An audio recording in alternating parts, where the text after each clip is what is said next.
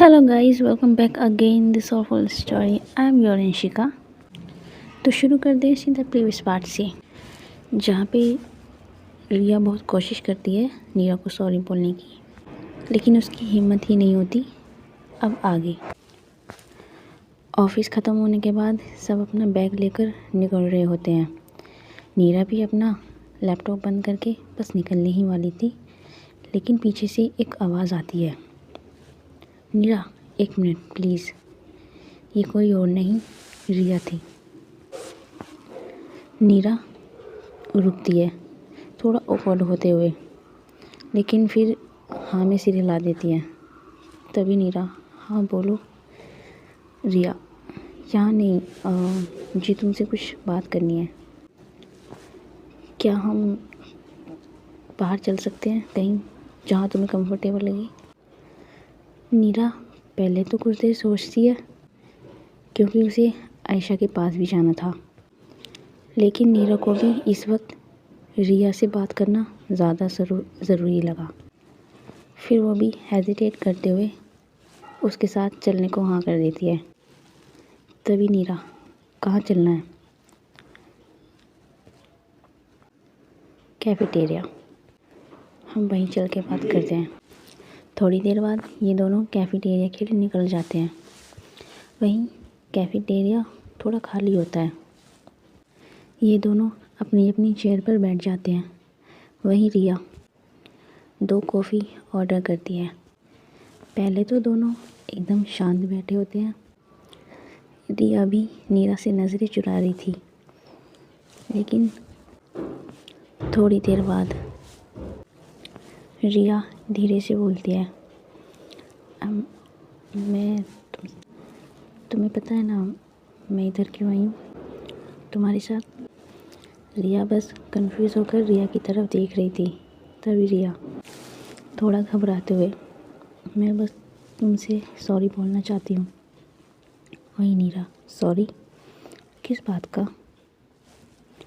ये बात सुनकर रिया का गला उतर सा जाता है और आंखों में थोड़ी शर्म, मानो वो वहीं बैठे बैठे उसी टेबल के नीचे बस छुप जाए अभी। रिया थोड़ी घबराते हुए, वो पार्टी वाली किस मुझे नहीं करना चाहिए था। ड्रिंक का असर इतना ज़्यादा हो गया था कि मैं अपना होश खो बैठी, और तुम बहुत अनकंफर्टेबल भी थी। मुझे पता ही नहीं चला मैंने तुम्हारे साथ क्या कर दिया। तब से मैं बहुत ज़्यादा गिल्ट में हूँ। तभी नीरा, हॉनेस्टली मुझे शौक तो बहुत लगा था, लेकिन मैं ये भी समझ गई थी कि तुम बहुत ज़्यादा ड्रिंक में थी। और इसी बीच दोनों की कॉफ़ी आ जाती हैं। रिया भी हाँ में सिर हिला देती है। दोनों अपनी अपनी कॉफ़ी पी रहे थे। फिर रिया सब कंफर्टेबल हो गई थी तो थोड़ा फ़नी टोन में, तुम्हें पता है नीरा, मैं ज़िंदगी में पहली बार किसी को ड्रिंक में चाँद समझकर किस कर बैठी, और वो भी तुम्हें। मतलब बंदा होता तो स्टोरी कुछ और ही बनती, पर यहाँ तो मैं खुद हीरोइन हूँ और तुम भी हीरोइन। नीरा जैसे ये सुनती है वो हंसने लगती है। उसकी हंसी कंट्रोल में नहीं थी। ये देखकर रिया भी हंसने लगती है। वही नीरा हंसते हंसते, उफ नीरा तुम कितनी स्टूपिड हो यार। वही रिया, हाँ ऑफिशियल लिंकिंग, लेकिन मैं इसमें स्किल ऐड करने वाली हूँ, ड्रंक इज़ बाय मिस्टेक। ये सुनकर दोनों ही फिर बहुत ज़ोर से हंसने लगते हैं। फिर रिया थोड़ा सीरियस हो जाती है और कहती है, नीरा मुझे पता नहीं कि तुम्हारी लाइफ में कौन स्पेशल है और क्या चल रहा है।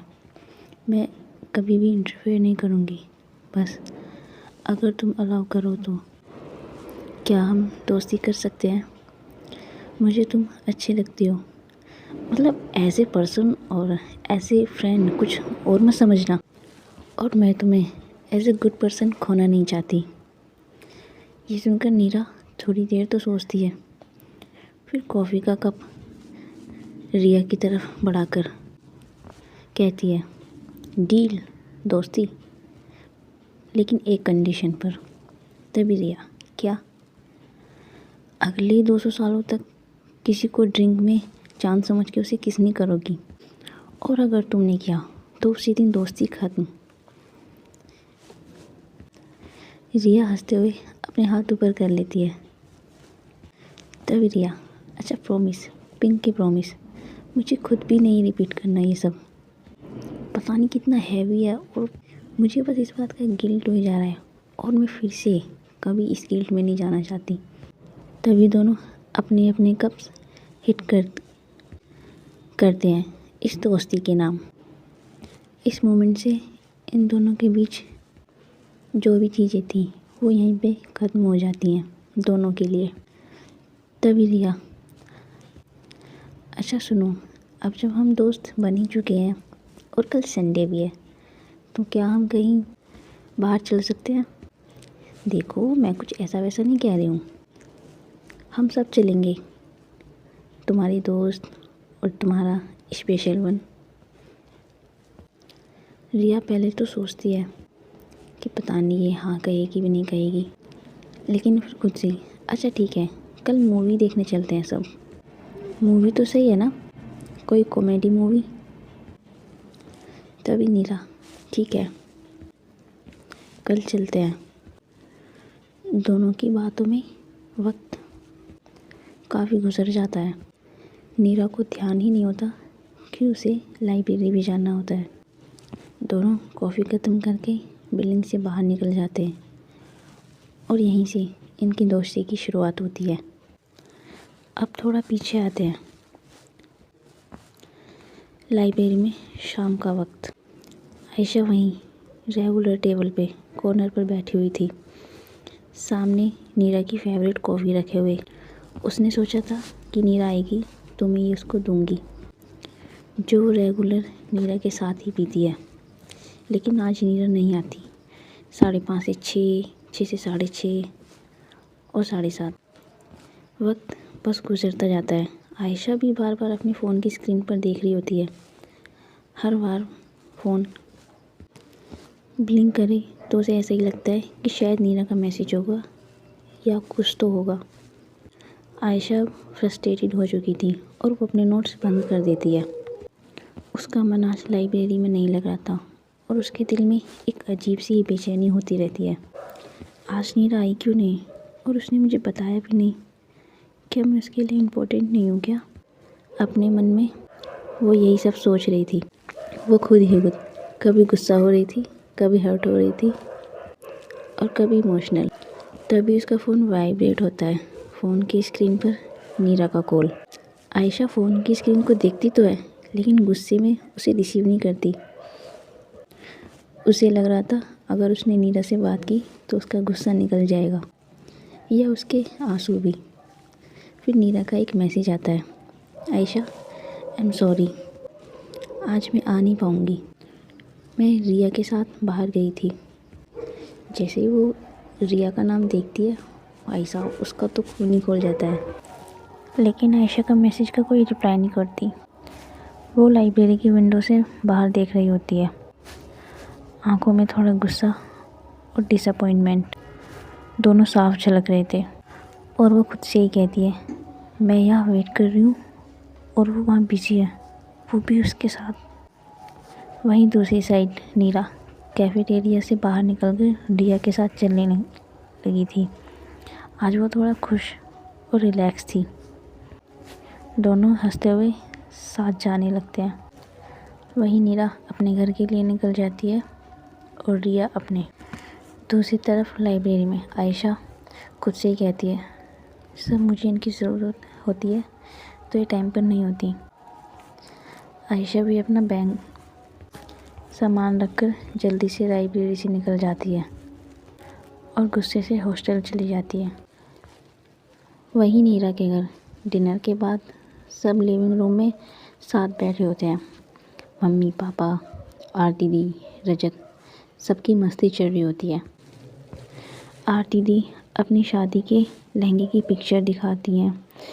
वहीं मम्मी भी ज्वेलरी पर बात कर रही होती है।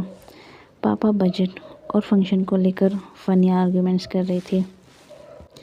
ऐसे ही सबकी गॉसिप्स चलती रहती है।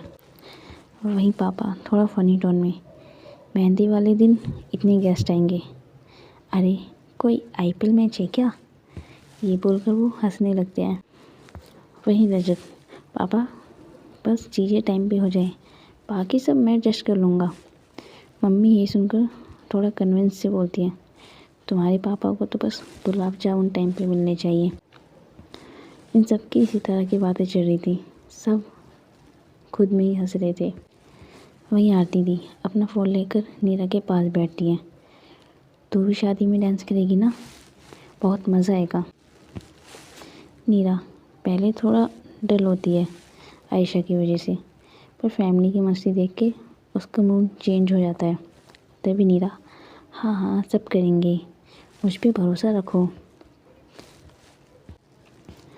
सब लोग चाय पे gossip, shopping list, guest list, funny tone सब चलता रहता है। नीरा बीच बीच में हंस रही होती है और एंजॉय भी कर रही होती है।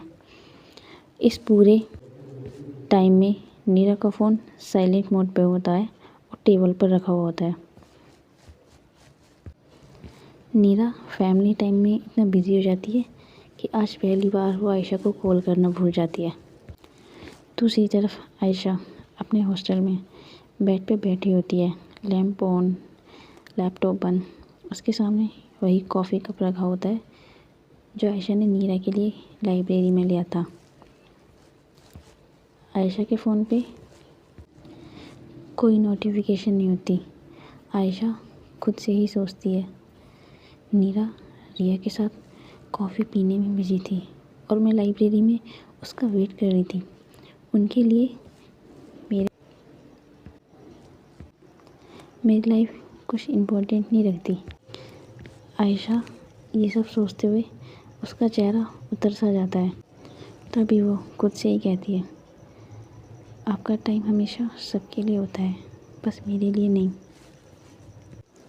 उसका गुस्सा अब सैडनेस में बदल रहा था, लेकिन वो अभी भी अपनी ईगो में ही थी। वो अपने फ़ोन को उठाकर साइड में रख देती है। वो नीरा के मैसेज का जो उसने शाम किया था अभी तक कोई रिप्लाई नहीं करती। वही नीरा सबके सोने के बाद वो अपने बेड पे आ जाती है और अपना फ़ोन चेक करती है। तभी नीरा कहती है, ओह नो, मैं कॉल ही नहीं कर पाई, अब वो गुस्सा होगी। नीरा जल्दी से फ़ोन उठाकर टाइपिंग स्टार्ट करती है और फिर बैक स्पेस और फिर से टाइपिंग। उसके पास शब्द ही नहीं थे। शायद सबसे मुश्किल बात यही होती है जब गलती हो आपकी और सॉरी कहना इतना इजी ना हो। तभी नीरा एक टेक्स्ट करती है, आयशा प्लीज़ मुझसे बात करो, मैंने जानबूझ के तुम्हें इग्नोर नहीं किया, आई एम सॉरी। वो मैसेज कर कुछ सेकंड के लिए रिप्लाई का वेट करती है, लेकिन उसे कोई जवाब नहीं आता। नीरा स्क्रीन को और ज़ोर से देखती है, जैसे बस एक रिप्लाई मिल जाए। 5 मिनट बाद भी वो मैसेज फिर से भेजती है,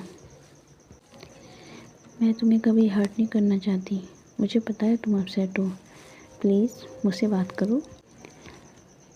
इस मैसेज का भी कोई रिप्लाई नहीं आता। नीरा को ये देख के थोड़ा चेस्ट पेन होने लगता है और वो थोड़ा पैनिक सी होने लगती है। तभी वो आयशा को कॉल कर देती है। पहली कॉल पर भी कोई आंसर नहीं आता। नीरा चुपचाप बस स्क्रीन देखती रहती है। फिर वो दोबारा कॉल करती है, लेकिन वो फिर भी रिसीव नहीं करती। ये देखकर अब नीरा के आंसू रुक ही नहीं पाते, उसकी आंख भर आती हैं। थर्ड कॉल भी करती है वो, लेकिन स्टिल नो आंसर। नीरा खुद से ही कहती है, आयशा प्लीज़ इतना इग्नोर मत करो। उसके अंदर बस एक ही डर, कहीं मैंने आयशा को ज़्यादा हर्ट तो नहीं कर दिया, वो मुझसे दूर ना हो जाए।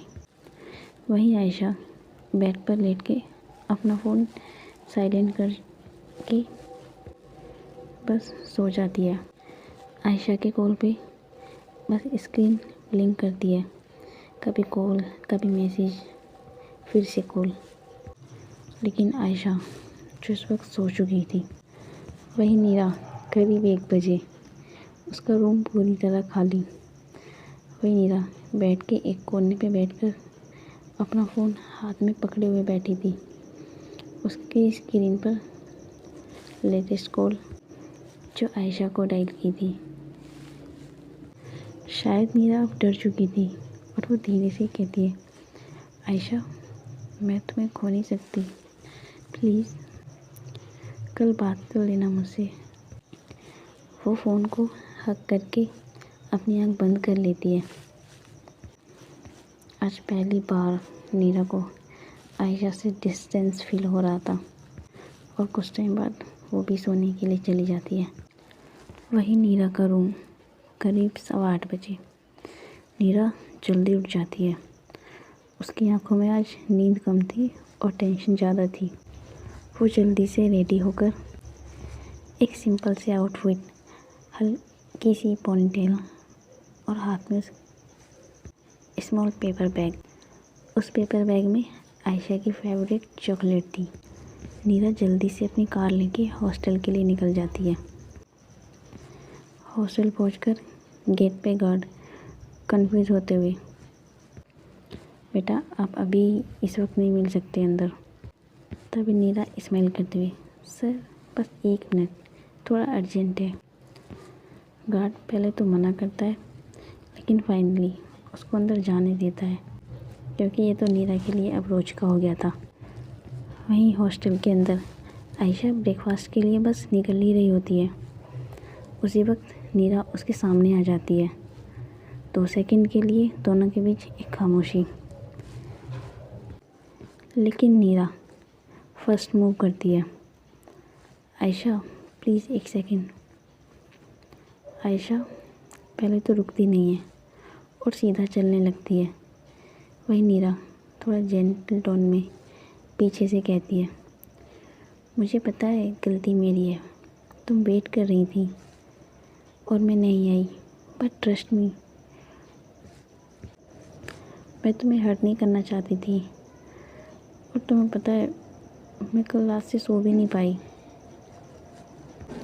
आयशा ये सुन के रुक सी जाती है, लेकिन वो अभी भी पीछे मुड़ के नहीं देखती। वही नीरा आगे चलकर आयशा के सामने आ जाती है, हाथ में पेपर बैग देते हुए। वही नीरा, मैं तुमसे एक्सपेक्ट करती हूँ कि तुम मुझे समझो, तो मुझे भी तुम्हें हर्ट नहीं करना चाहिए था। I am sorry.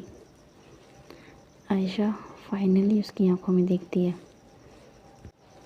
उसके एक्सप्रेशन थोड़े मिक्स थे, गुस्सा, रिलीफ और थोड़ा सॉफ्ट कॉर्नर।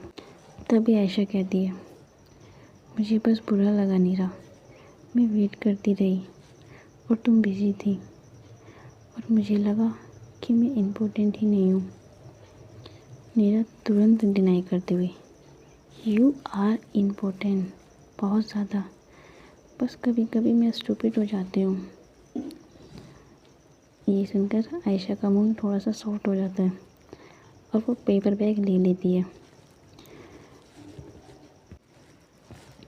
चॉकलेट से सब ठीक हो जाएगा क्या? नीरा ये सुनकर मुस्कुराने लगती है, नहीं, पर ये एक स्टार्ट है। दोनों बस एक दूसरे को देखकर स्माइल पास करते हैं। नीरा आयशा को मना लेती है।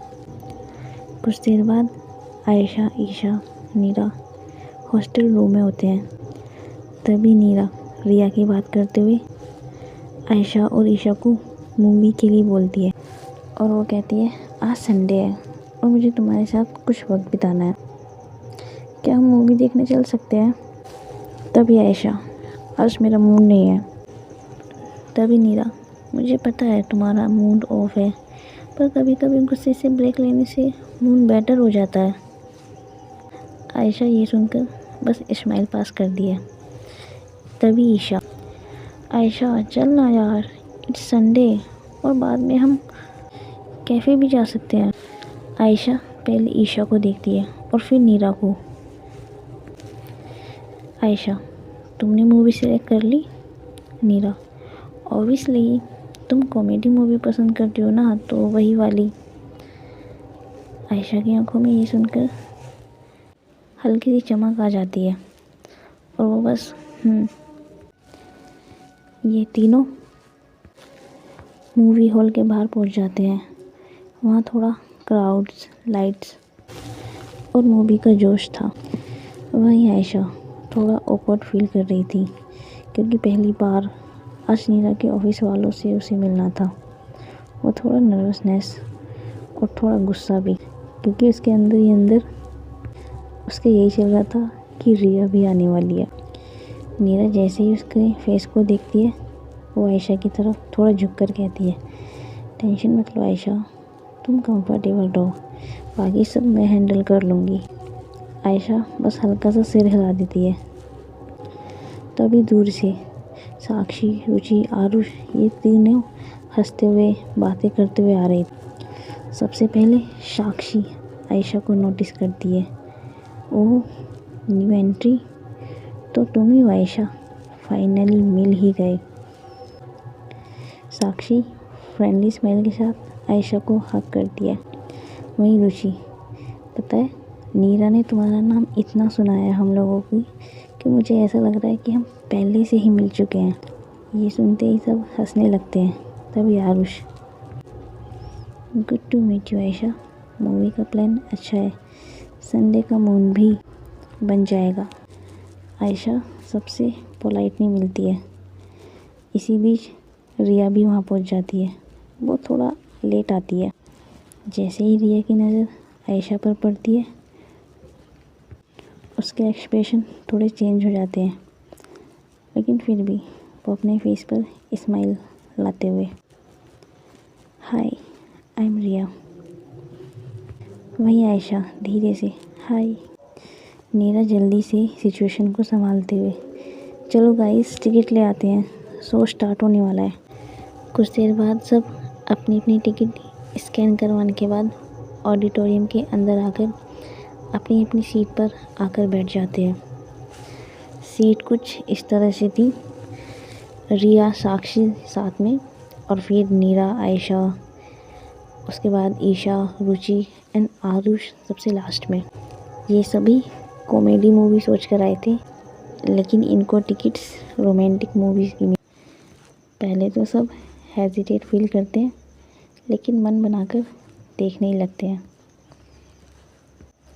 हॉल में साइलेंस और हल्की सी म्यूज़िक चल रही थी। आयशा थोड़ा स्टिफ बैठ गई थी। पहली बार इतने लोगों के बीच, ऊपर से रोमांटिक सीन, और नीरा इतने पास। वही नीरा जैसे ही आयशा को नोटिस करती है वो बिना कुछ बोले बस एक सॉफ्ट सी स्माइल देकर सीट पे थोड़ा रिलैक्स होकर बैठने के लिए आयशा को इशारा करती है और कहती है, डोंट इट, परेशान मत हो, मैं यहीं हूँ। 15 से 20 मिनट के बाद आयशा का सारा टेंशन मूवी पर शिफ्ट हो जाता है। पर जब कभी कभी रोमांटिक बैकग्राउंड म्यूज़िक या ऐसी कोई सीन आती है, आयशा की नज़र ऑटोमेटिकली नीरा की साइड पर चली जाती है और फिर वो बहुत जल्दी से वापस स्क्रीन पर देखने लगती है। उधर नीरा भी शांति से बस मूवी देख रही थी। दूसरी तरफ जैसे ही रिया कोई रोमांटिक सीन देखती है वो थोड़ा अनकंफर्टेबल होने लगती है, क्योंकि नीरा और आयशा साथ ही बैठे हुए थे। तभी साक्षी उसके पास आकर मजाक करते हुए कहती है, तू मूवी देख रिया, ऑब्जर्वेशन क्लास चालू मत कर यहाँ।